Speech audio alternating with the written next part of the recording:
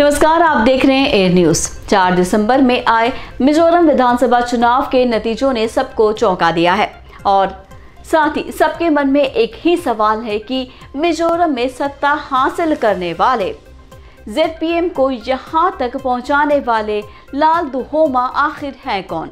आज की इस वीडियो में हम इन्हीं करिश्माई नेता के बारे में बात करेंगे जो एक प्रसिद्ध राजनीतिज्ञ और मिजोरम के पूर्व मुख्यमंत्री थे और अब मिजोरम के मुख्यमंत्री पद के प्रबल दावेदार बन के सत्ता पे बैठे हैं। आपको बता दें कि उनका जन्म 19 नवंबर 1937 को मिजोरम के लुंगलेई जिले के एक गांव में हुआ था, जिनकी प्रारंभिक शिक्षा लुंगलेई में और बाद में शिलोंग में हुई। उच्च शिक्षा पूरी हुई।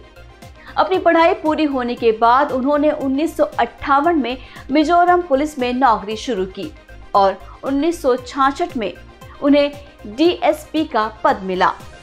अच्छी खासी पुलिस की नौकरी और रुतबे के बीच लाल दुहोमा का राजनीति में आना भी कम रोचक नहीं रहा। 1984 का वो दौर सबको याद होगा जब भारत में प्रथम महिला प्रधानमंत्री इंदिरा गांधी ने सत्ता संभाली हुई थी और उनकी ख्याति ऐसी थी कि लाल दुहोमा ने अपनी पुलिस की नौकरी छोड़ कांग्रेस पार्टी में शामिल हो गए। जानकारों के माने तो राजनीति में उनका आना उनकी इंदिरा गांधी से प्रेरित होना था। आपको बता दें, ये वो समय था जब मिजोरम में आंतरिक विद्रोह प्रबल थे। ऐसे में इस समस्या को खत्म करने का जिम्मा लाल दुहोमा को दिया गया। इसके बाद उन्होंने विद्रोही नेता लाल डेंगा से लंदन में शांति वार्ता की और उन्हें भारत लौटने के लिए मनाया। उनके प्रयासों से मिजोरम में शांति की स्थापना हुई और उन्हें राजनीतिक और रणनीतिक तौर पर नायक के रूप में मान्यता मिली। इसके बाद लाल दुहोमा ने 1984 में मिजोरम विधानसभा चुनाव में लुंगलेई से चुनाव लड़ा, लेकिन वो हार गए। बाद में उन्हें मिजोरम राज्य योजना बोर्ड के उपाध्यक्ष और कांग्रेस पार्टी के राज्य अध्यक्ष के पद पर नियुक्त किया गया। उन्होंने शांति वार्ता को जारी रखा और लाल डेंगा को भारत लौटने के लिए राजी किया, लेकिन जिस दिन इंदिरा गांधी की हत्या हुई उसी दिन लाल डेंगा की मुलाकात तय थी, लेकिन उनकी मौत से ये मुलाकात नहीं हो पाई।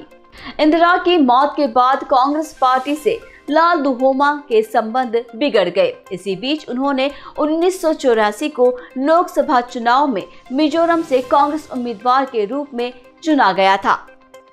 इसी बीच कांग्रेस सन 1985 में दल बदल विरोधी कानून लाई थी और ये वही कानून था जिसके उल्लंघन के निशाने पर बाद में लाल दुहोमा भी आए।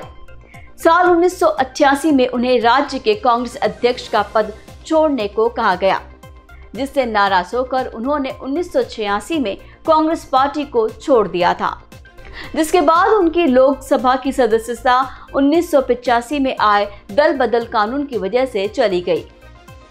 आपको बता दें कि इसके बाद लाल दुहोमा ने सन 1986 में एक क्षेत्रीय राजनीतिक दल जोरम नेशनलिस्ट पार्टी का गठन किया।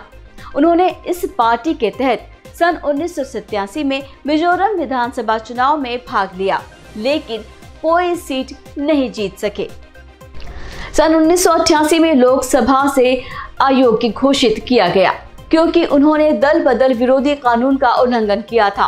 उन्होंने अपने फैसले पर गर्व व्यक्त किया और कहा कि वो अपने राज्य के लिए शांति का मार्ग चुनेंगे। लाल दुहोमा ने सन 1998 में मिजोरम विधानसभा चुनाव में फिर से भाग लिया और इस बार उन्होंने एक सीट जीती। उन्होंने मिजोरम के विकास और शांति के लिए कई पहल की। उन्होंने मिजोरम के लिए एक विशेष राज्य दर्जा की मांग की और केंद्र सरकार से अधिक वित्तीय सहायता और स्वायत्तता की गुहार लगाई। उन्होंने राज्य की सांस्कृतिक और पारंपरिक विरासत को संरक्षित रखने के लिए भी कदम उठाए। लाल दुहोमा के नेतृत्व में जोरम नेशनलिस्ट पार्टी ने साल 2023 में मिजोरम विधानसभा चुनाव में फिर से भाग लिया, लेकिन इस बार उन्होंने सिर्फ 2 सीटें ही जीती। उन्होंने अपनी पार्टी को मजबूत बनाने के लिए काम किया और साल 2008 में मिजोरम विधानसभा चुनाव में फिर से लड़ा। उन्होंने तुइंगचांग सीट से चुनाव जीता। लाल दुहोमा ने साल 2013 में मिजोरम विधानसभा चुनाव में भाग लिया, लेकिन उन्होंने अपनी सीट खो दी।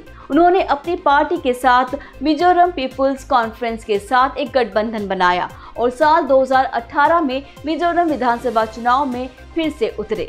उन्होंने आइजोल वेस्ट और सेरशिप सीट दोनों जगह से चुनाव लड़ा और दोनों ही जगह से वो जीत गए। उन्होंने सेरशिप सीट को इसलिए चुना क्योंकि इस सीट पर वो वर्तमान मुख्यमंत्री ललथनहवला को 410 वोटों से हराकर चुनाव जीते थे। उन्होंने अपनी पार्टी के साथ जोरम पीपुल्स मूवमेंट का गठन किया और उसके अध्यक्ष बने। लाल दुहोमा ने साल 2018 में निर्दलीय उम्मीदवार के रूप में चुनाव लड़ा, लेकिन इसी बीच उनका गठबंधन जोरम पीपुल्स मूवमेंट का साल 2019 में चुनाव आयोग में रजिस्ट्रेशन हो गया। इसके बाद सितंबर 2020 में सत्तारूढ़ मिजो नेशनल फ्रंट ने लाल दुहोमा पर आरोप लगाया था कि एक निर्दलीय उम्मीदवार होते हुए भी एक रजिस्टर्ड राजनीतिक दल जोरम पीपुल्स मूवमेंट के शीर्ष नेता के रूप में काम कर रहे थे और इसी मामले पर संज्ञान लेते हुए विधानसभा से उनकी सदस्यता रद्द कर दी गई। खास बात यह रही कि लाल दुहोमा ने अपनी सीट खोने के बाद भी राजनीति में हार नहीं मानी। उन्होंने अपने गठबंधन के साथी और अन्य राजनीतिक दलों के साथ मिलकर लड़ाई जारी रखी। उन्होंने मिजोरम के लोगों को एक नया विकल्प देने का दावा किया और उनके हितों की रक्षा करने का वादा किया। उन्होंने अपनी पार्टी के लिए एक नया चुनाव चिन्ह भी चुना जो एक बाघ का चेहरा था। उन्होंने कहा कि बाघ उनकी पार्टी की शक्ति और साहस का प्रतीक है। लाल दुहोमा के नेतृत्व में जोरम पीपुल्स मूवमेंट ने साल 2018 में मिजोरम में विधानसभा चुनाव में अच्छा प्रदर्शन किया और उन्होंने 8 सीटें जीती। उन्होंने मुख्यमंत्री पद के लिए एक गठबंधन बनाने का फैसला किया, लेकिन वो इसे सफल नहीं कर पाए। उन्होंने विपक्ष का नेतृत्व करते हुए मुख्यमंत्री पुजोरामथांगा की सरकार को लगातार चुनौती दी। उन्होंने राज्य की आर्थिक स्थिति, कोरोना महामारी, राज्य की सीमा विवाद और अन्य मुद्दों पर भी सरकार की आलोचना की। लाल दुहोमा ने साल 2021 में मिजोरम विधानसभा चुनाव की उपचुनाव में फिर से भाग लिया और उन्होंने सेरशिप सीट से चुनाव जीता।